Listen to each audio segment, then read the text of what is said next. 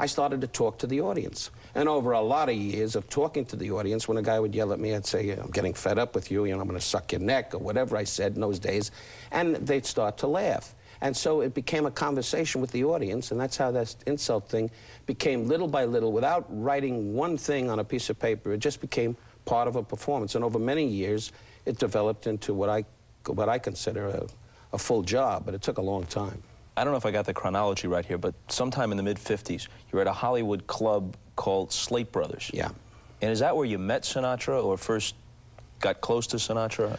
Actually, I met him in a place called Zardy's Jazzland. He came in with Peggy Lee many, many years ago in California, which no longer exists. And he brought in a party. In those days, he wore the straw hat and the coat over the shoulder, you know. He brought in an entourage, and it's the old story. If Frank laughs, everybody with him goes, you know. I said, good evening, and Frank went, funny, funny stuff. And all the guys went, it's a funny joke. They all talk like that. So it's kind of an honest reaction that you can really gauge your material by. What he thinks is funny, I fall on the floor for.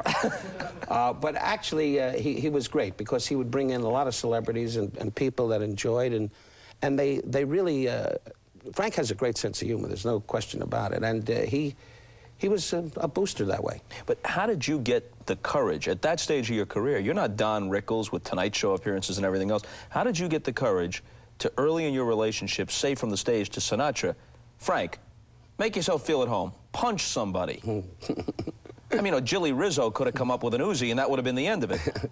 I don't know Jilly Rizzo. Don't drop names like that, Bob. Don't you have a family? Last time I checked, someone called St. Louis, see if they're still breathing. I can see you on your show tomorrow night, just sitting in the chair going, why does the left side seem numb?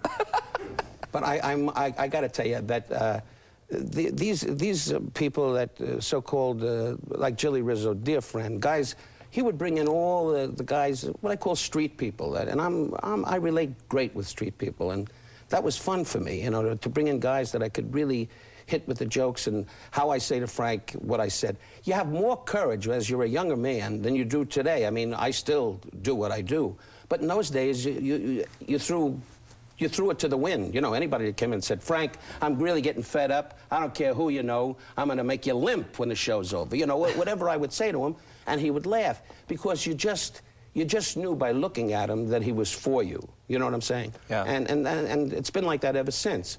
Dean Martin was a key player in your career too, Yeah. because I guess shortly after you'd been on the Tonight Show, Martin had his own show that was on Thursday nights at that time in the '60s, and he used you a lot, right? Yeah, Dean used me. The big break with Dean was once with Roy Rogers, which was a fun show, and if you know Roy, he was a guy, you know, that you know, he would laugh at grass growing. So, but it was a sweet man, and we had a lot of stuff to bounce off with him. But the big thing was they turned around and had me go with all stars in the audience.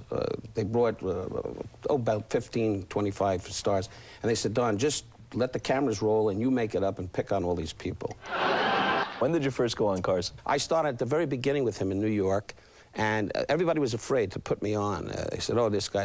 And Carson was, and Freddie DeCovita, a good friend, they said, hey, let's, Peter LaSalle, they said, let's give Rickles a shot. And they did, and the chemistry worked. I mean, it's like a motorcycle going by the studio. I thought we were in Iran. But, gee, I didn't know, you got a great studio, real soundproof. Guys in the hall going, and the whole place hears it. But chip in and close the doors. But you're a dull guy. How do you stay on it? Even at 1:30, it's dull. But I must say, these kind of things worked for me, and so I just threw it all to the wind. What about the time, and there were so many appearances on the Carson Show, and in the 60s and 70s when you would come on the Carson Show, it was one of these deals like it later became with George Carlin or Steve Martin. You'd look in the TV guide, or you'd hear the night before that person was going to be on, and you make a special effort to stay up and watch it because it had the feeling of an event. What ones stick out in your mind? Well, the interesting thing is, we always make notes, you know, like you do. Any host always makes notes, and he would always say, they would tell him that Don's going to discuss this, we're going to discuss that, we're going to talk about Newhart, and then we're going to talk about this trip, that trip, and blah, blah, blah. And he never looked at the card, and we never did. And I'd come by, and in Johnny's way, he would just look at me with that stare and just say, well, you know, and I would go from there. Attitude is very important. Milton Berle once told me that many, many years ago. And so right, which I think young comedians, some of them that don't make it, to have an attitude. Mine was always, you know, the angry guy, you know, coming on BOB COSTAS, like I saw you in the hall and said, I don't need this, I don't want it. I mean, and no dressing room, you know, standing in the hall asking the cop to stand in front of me while I take off my pants is ridiculous. But I mean, so it's all attitude. That's what makes the performance, I think. Attitude and how you say it. There's other guys that can say certain things to people saying, you're an idiot, and boom, it doesn't come off funny. If you have a way of saying it to a person, they'll laugh. Roll the film.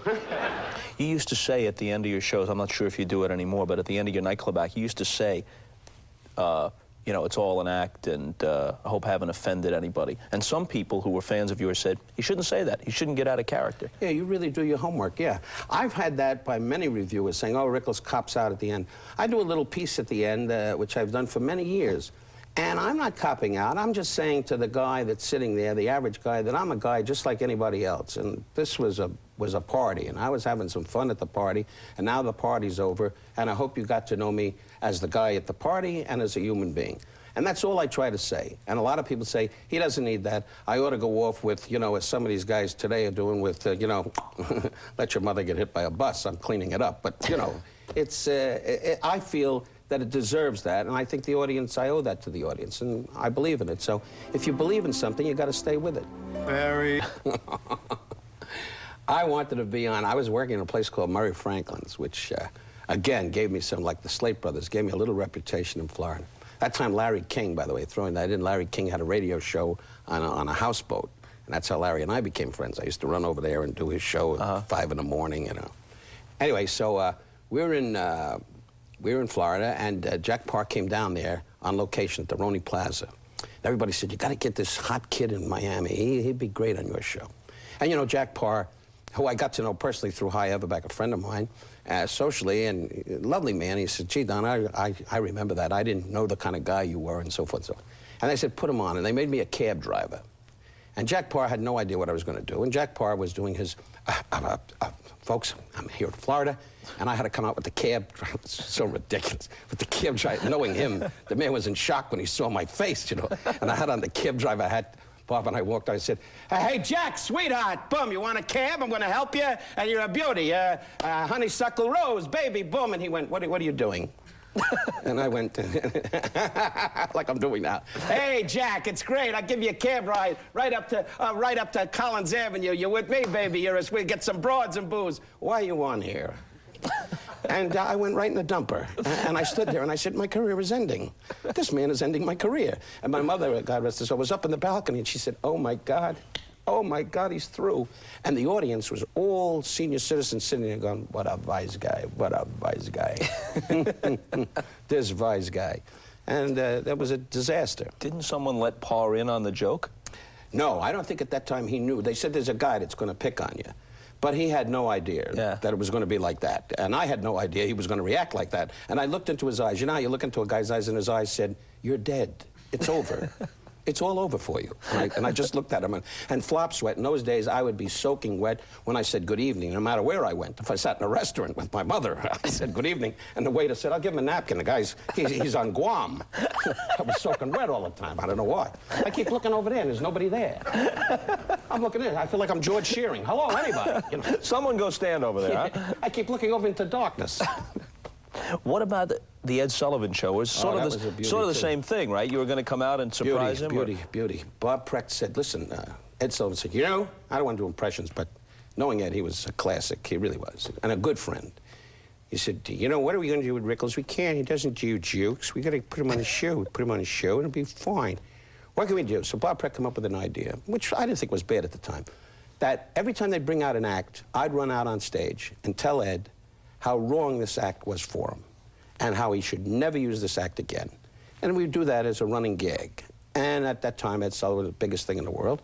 I said, oh, what a break for me, and that'd be great. And it was at Circus at that time. And I'll never forget it. you know, had the swinging acrobats and the clowns and all. It was the tumult of all time. And then da-da-da-da-da-da-da, and now the Bonzini monkeys, whatever the hell it was, you know. And the monkeys come out and they do the whole thing, and they do tricks and boom, boom, boom, boom. And I'd run out on the stage and go, Ed, I gotta tell you, the monkeys don't make it, you don't look good with the monkeys, and get rid of the monkeys. Why don't you get off the stage? What are you, stupid or something? Those monkeys are marvelous. You're not funny. The monkeys are a riot. And I walked in the wings and I went, what? What is he doing? He's not supposed to say that. And the guy says, no, he'll catch on.